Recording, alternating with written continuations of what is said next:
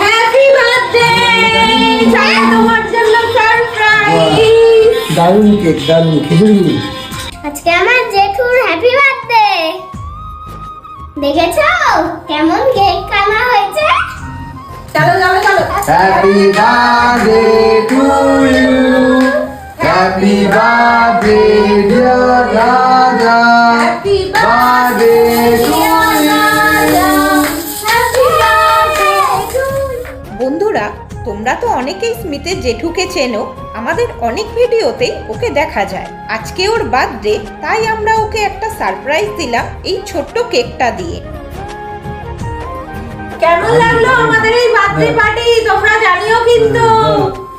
ওরে বাবা রে, এই এত স্মিথের আর দেওয়া শেষ হচ্ছে না। দাও দাও দাও।